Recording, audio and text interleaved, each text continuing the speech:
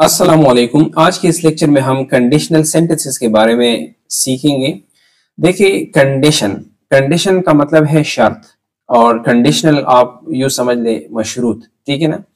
यानी ये वो सेंटेंसेस होते हैं कंडीशनल सेंटेंसेस जिसमें आप पॉसिबिलिटीज के बारे में बताते हैं, एक्सप्रेसिंग पॉसिबिलिटीज। इसके अलावा हाइपोथेटिकल सिचुएशंस सिंपली आप कह सकते हैं कि जो इमेजिन आप करते हैं, जो रियल सिचुएशंस ना हो, ठीक है। और कभी कभार इन सेंटेंसेस में आप अपने रिग्रेट्स को, पछतावा को, इस तरह निदामत को सही तरह बयान कर सकते हैं, ठीक है। ये बहुत जरूरी है इंग्लिश में कंडीशनल सेंटेंसेस। और ये नीचे आप देखेंगे कि हमारे पास चार जो बुनियादी कंडीशनल सेंटेंसेस है टाइप्स, ठीक है, वो हम इस लेक्चर में कवर करेंगे।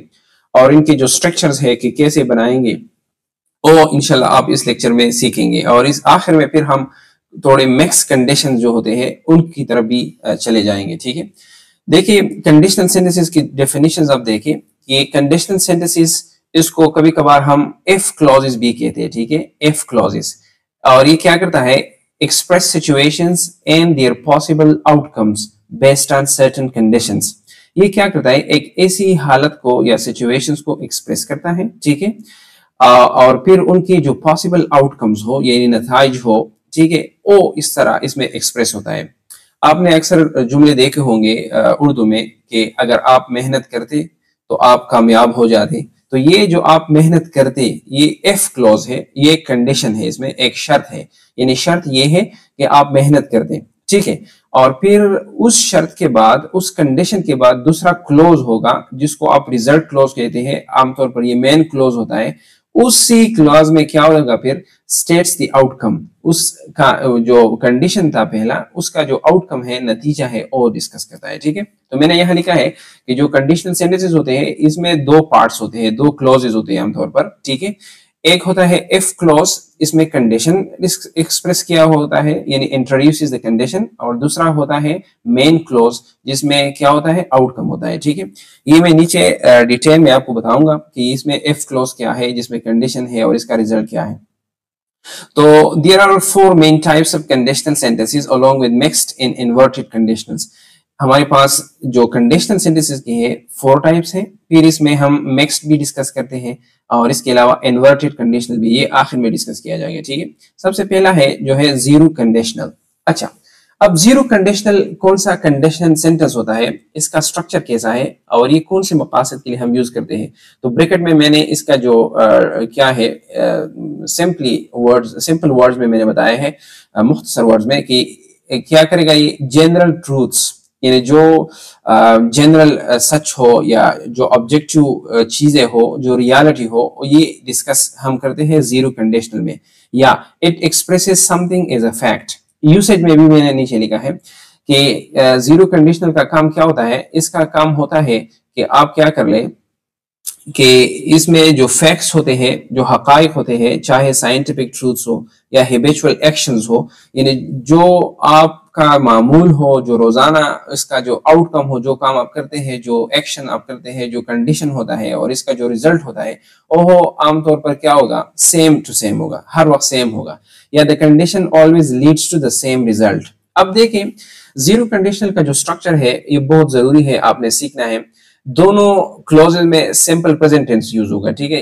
इफ क्लॉज में भी सिंपल प्रेजेंट टेंस यूज होगा, और जो रिजल्ट क्लॉज है, मेन क्लॉज, उसमें भी प्रेजेंट सिंपल टेंस यूज होगा, ठीक है। इफ क्लॉज में जिस तरह ऊपर आपने सीखा कि इसमें हम कंडीशन बयान करेंगे, और रिजल्ट क्लॉज में जो मेन क्लॉज है, इसमें हम रिजल्ट या आउटकम बयान करेंगे। अब देखिए, इस सेंटेंस को देखिए, फिर आपको समझ आ जाएगी कि ये कैसे जनरल ट्रूथ है या साइंटिफिक ट्रूथ है। अब देखिए, इफ यू हीट आइस। अब ये देखिए, इफ क्लॉज जो है, ये देखिए, ये सिंपल प्रेजेंट टेंस में है, फर्स्ट फॉर्म ऑफ वर्ब है, ठीक है ना, heat. If you heat ice it melts. तो ये बहुत साइंटिफिकली आप देखते हैं, रोजमर्रा की बात है, कॉमन सेंस की बात है कि जब आप आइस को, यानी बर्फ को हीट देते हो, तो फिर वो क्या करता है, मेल्ट्स, पिघलती है ना, बर्फ पिघलता है ना।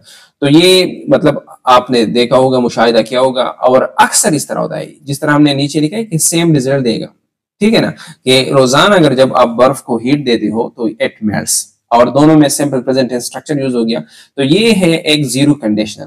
तो जीरो कंडीशन में क्या हो गया, हमने जो जनरल ट्रूथ है या फैक्ट है या साइंटिफिक ट्रूथ है इसको हमने डिस्कस किया कि जब आप आइस को हीट देते हो तो ये मेल्ट हो जाता है, ठीक है। और ये दूसरे सेंटेंस को भी देखिए एग्जांपल के तौर पर, if you mix red and blue, अगर ये दो कलर्स आप मिक्स करते हैं, यानी एक सुर्ख है दूसरा है ब्लू, तो इसके नतीजे में क्या होगा, यू गेट पर्पल, आपको पर्पल जो कलर है मखमल ये आप हासिल करेंगे। तो ये भी जनरल ट्रूथ है, यानी रोजाना जब आप रेड एंड ब्लू को मिक्स करेंगे तो नतीजे में पर्पल कलर आएगा, ठीक है। तो इसमें भी आप देखिए सिंपल प्रेजेंट टेंस यहाँ भी है और रिजल्ट क्लास में भी सिंपल प्रेजेंट टेंस है। तो ये पूरा जो सेंटेंस है कॉम्प्लेक्स सेंटेंस है, लेकिन कौन सा कंडीशन है, जीरो कंडीशन। तो आपने सीखा कि जीरो कंडीशन में जनरली हम क्या करते हैं, फैक्ट्स डिस्कस करते हैं। बस सिर्फ ये याद रखिए कि जनरल जो फैक्ट्स होते हैं ये हम जीरो कंडीशनल में डिस्कस करते हैं, और स्ट्रक्चर इसका ये है कि एफ क्लॉज में भी सिंपल प्रेजेंट टेंस होगा और रिजल्ट क्लॉज में भी सिंपल प्रेजेंट टेंस होगा। अब दूसरी टाइप की तरफ आते हैं, जीरो के बाद फर्स्ट आता है ना, तो फर्स्ट कंडीशनल क्या होता है, मैंने ब्रैकेट में इसके लिए मुख्तसर लिखा है कि ये रियल पॉसिबिलिटी को शो करता है, रियल यानी ये भी हकीकत पर मबनी है, ठीक है ना, और प्रेजेंट में है। मिसाल के तौर पर आप देखें, और इसका स्ट्रक्चर भी क्या है, इसका स्ट्रक्चर ये है कि ये जीरो कंडीशन की तरह एफ क्लॉज में सिंपल प्रेजेंट टेंस यूज होगा, लेकिन रिजल्ट क्लास में फिर सिंपल प्रेजेंट टेंस यूज नहीं होगा बल्कि सिंपल फ्यूचर टेंस यूज होगा। यहाँ आप अगर आप ऐड कर लें सिंपल फ्यूचर टेंस, और सिंपल फ्यूचर टेंस में हम वेल लगाते हैं और बेस फॉर्म ऑफ वर्ब लगाते हैं। तफसील में अगर आप जाते हैं इसके, तो यूसेज में देखें कि जो फर्स्ट कंडीशन है इसका यूसेज ये है कि use for real and possible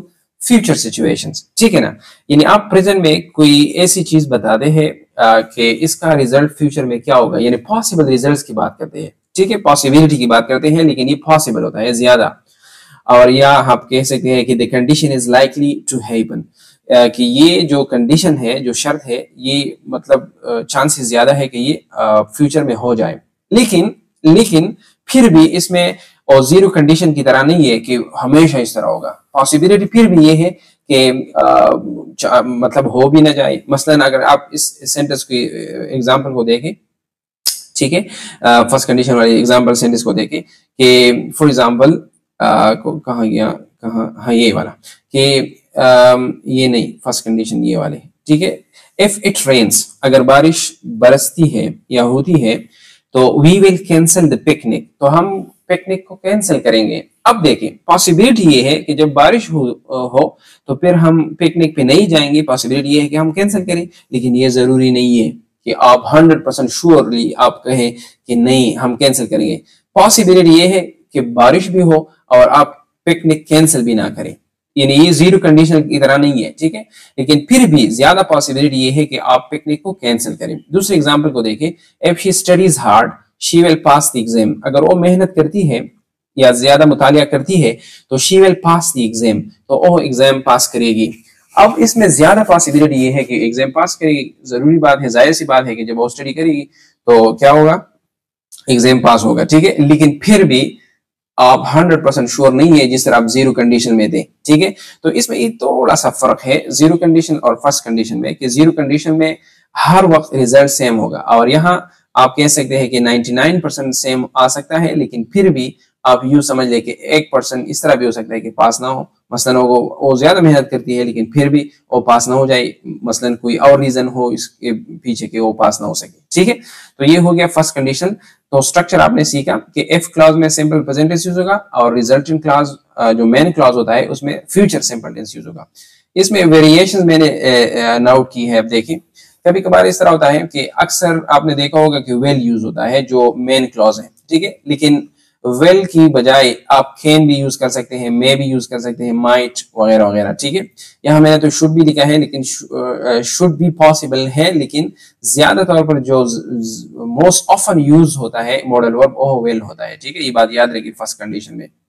like इस तरह देखें, if you Hari you might catch the bus, you might catch the bus, या you will catch the bus, ये भी ठीक है, ठीक है। इंपेरेटिव में भी आप इस तरह कभी कभार इस कंडीशनल को यूज कर सकते हैं कि if you see him tell him to call me. अब देखिए वेल वाला स्ट्रक्चर नहीं है, फ्यूचर इंडेफिनिट टेंस भी नहीं है, लेकिन फिर भी ये पॉसिबल है, ठीक है। If you see him tell him to call me, तो ये हो गया फर्स्ट कंडीशन।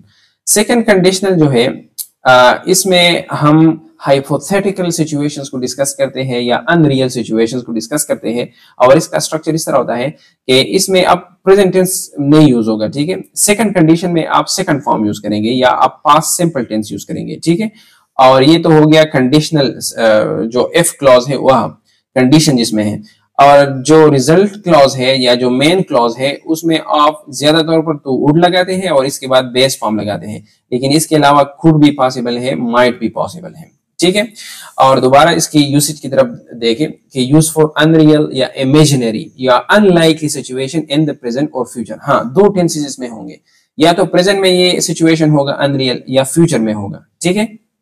और इसके अलावा दूसरा यूज इसका ये है कि ये पोलाइट सजेशंस के लिए भी आप यूज कर सकते हैं, ठीक है, जिसको आप मुद्देबाना तजावीज कह सकते हैं, ठीक है। एग्जांपल्स को देखें, if I one the lottery, इस स्ट्रक्चर को देखें, एफ के बाद यहाँ एफ हो गया, ठीक है। वन जो है सेकंड फॉर्म है यानी पास्ट सिंपल टेंस है, तो ये हो गया सिंपल पास्ट में ये एक structure, if I one the lottery. तो फिर क्या होगा, I would travel the world, यानी मैं पूरी दुनिया का सैर करूंगा, ठीक है। अब देखिए इसको, ये इमेजिनरी सिचुएशन है, यानी मसलन आप अभी तक आपने लॉटरी विन नहीं की है, लेकिन आप सपोज करते हैं कि अगर मुझे लॉटरी मिल जाए तो मैं पूरी दुनिया का सैर करूंगा, तो ये अनरियल सिचुएशन है, ठीक है ना। यानी रियल नहीं है, जिस तरह फर्स्ट एंड सेकंड कंडीशन में आप देख लेते, या जीरो और फर्स्ट में, सॉरी, ठीक है।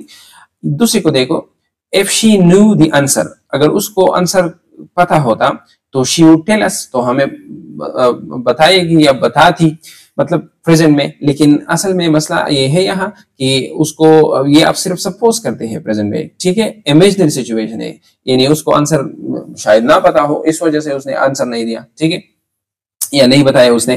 तो इसमें आपने क्या देखना है सेकंड कंडीशन में, कि आपने एक तो स्ट्रक्चर देखना है कि जो एफ क्लॉज है इसमें आपने सेकंड फॉर्म यूज करना है, और जो मेन क्लॉज है उसमें वुड और शुड और या वुड जो ज्यादा यूज होता है वुड होता है, ठीक है।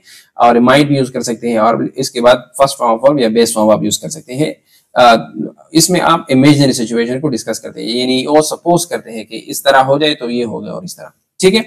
इसमें एक और बात याद रखें, कभी कभार हम इस स्ट्रक्चर में हम भी सेंटेंस बना देंगे, मिसाल के तौर पर if I were rich I would buy a mention, ठीक है, अगर मैं मालदार होता। अब देखिए यहां मैंने लिखा है कि ये वर जो है यूज हो गया है आई के साथ, ठीक है। और कभी कभार आपने देखा होगा कि यहाँ इफ आई वाज रिच भी पॉसिबल है, लेकिन कॉमन नहीं है, सिंपल सी बात है। बाज लोग अक्सर इतराज करते हैं कि क्यों आपने आई के साथ वर लगाया, वर तो हम प्लूरल सब्जेक्ट के साथ लगाते हैं, एब ही वर, एब शी वर, ये भी पॉसिबल है। हाँ, इस कंडीशन में ये पॉसिबल है, ठीक है। वाज भी पॉसिबल है सिंगुलर सब्जेक्ट के साथ, लेकिन ये कॉमन नहीं है, ठीक है। तो दोनों ठीक है, जो भी आप लगाते हैं, ठीक है। तो ये भी इमेजिन आप करते हैं, ठीक है। या हम कहते हैं if I were the principal I would do this thing, अगर मैं प्रिंसिपल होता, मैं नहीं हूं प्रिंसिपल, लेकिन फिर भी मैं सपोज करता हूं, इमेजिन करता हूं कि अगर मुझे ये जॉब मिलती तो मैं ये करता वगैरह वगैरह। तो ये हो गया सेकंड कंडीशनल। जो फोर्थ टाइप है दैट इज थर्ड कंडीशनल, और इसमें आप पास्ट अनरियल सिचुएशंस को डिस्कस करते हैं।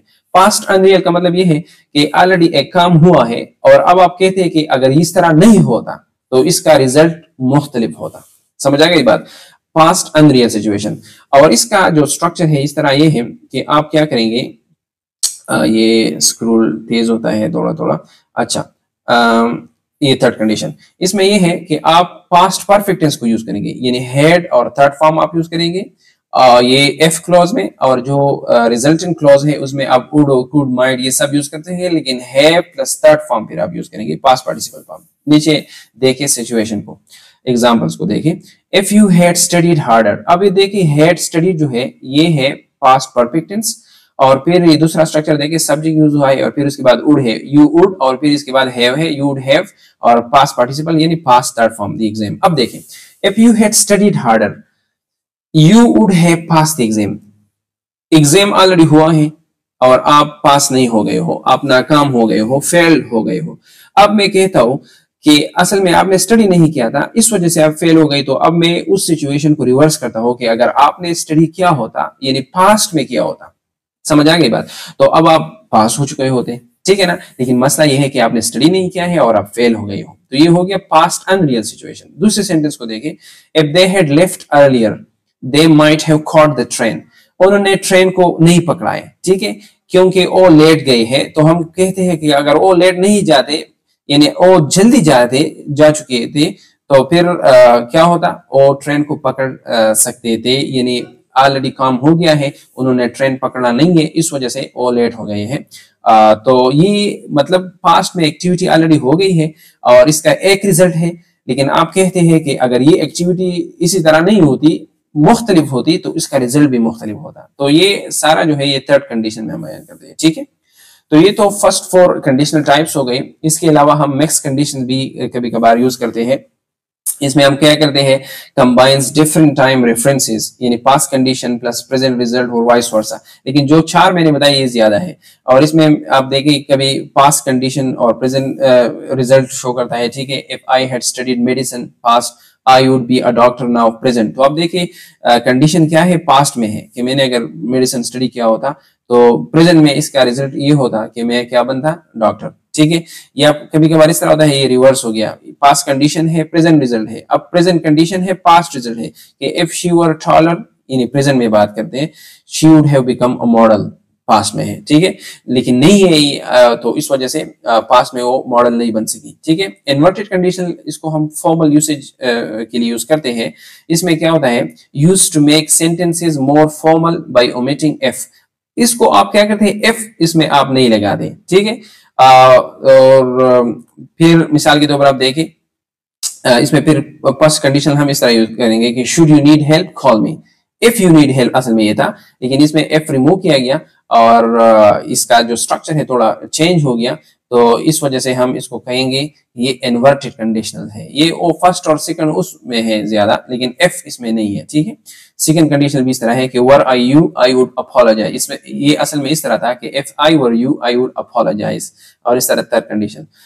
इसका समरी आप इस टेबल में देखिए, टाइप्स है, मतलब 0 है, इफ क्लॉज में इसमें प्रेजेंट टेंस में यूज होगा, मेन क्लॉज प्रेजेंट सिंपल में होगा, और यूसेज इसका ये है कि ये जनरल ट्रूथ्स के लिए हम यूज करते हैं, ठीक है। इसके अलावा जो कंडीशनल टाइप 1 है या फर्स्ट कंडीशन है, इसमें हम इफ क्लॉज में क्या करते हैं, प्रेजेंट सिंपल टेंस यूज करते हैं, और मेन क्लॉज में विल प्लस बेस फॉर्म, या हम इसको कहते हैं सिंपल फ्यूचर टेंस, और ये हम यूज करते हैं रियल फ्यूचर पॉसिबिलिटी के लिए, ठीक है। इसके ऊपर हमने ऑलरेडी बात की है, ठीक है। सेकंड कंडीशन को देखें, इसमें हम इफ क्लॉज में पास्ट सिंपल टेंस यूज करते हैं, मेन क्लॉज में would plus base form use कर सकते हैं, और इसको हम कौन से सिचुएशन के लिए यूज करते हैं, अनरियल प्रेजेंट या फ्यूचर सिचुएशंस के लिए। थर्ड कंडीशन में आप देखिए, इफ क्लॉज में क्या होगा, पास्ट परफेक्ट टेंस होगा, और मेन क्लॉज में वुड है प्लस थर्ड फॉर्म होगा, और अनरियल पास्ट सिचुएशन, ठीक है। तो एक की नोट्स की तरफ फिर भी आ जाए आप, यानी एक समरी है कि 0 एंड फर्स्ट कंडीशन में हम रियल सिचुएशन डिस्कस करते हैं, लेकिन सेकंड और थर्ड कंडीशन में हम अनरियल सिचुएशन डिस्कस करते हैं, ठीक है। मिक्स कंडीशन में हम क्या करते हैं, कंबाइन डिफरेंट टाइम फ्रेम्स, और इन्वर्टेड कंडीशन में हम क्या करते हैं, हम इसको बगैर एफ के डिस्कस करते हैं, जो कि ये बहुत फॉर्मल है। तो ये था आज का वीडियो लेक्चर। उम्मीद है आपने कुछ सीखा होगा। फिर भी अगर कोई मुश्किल है तो आप कमेंट्स में पूछ सकते हैं, और या कोई और कॉम्प्लेक्सिटीज है तो आप मुझे सजेशन दें, आगाह करें, और इसी तरह मेरा चैनल देखा करें। Thank you for watching.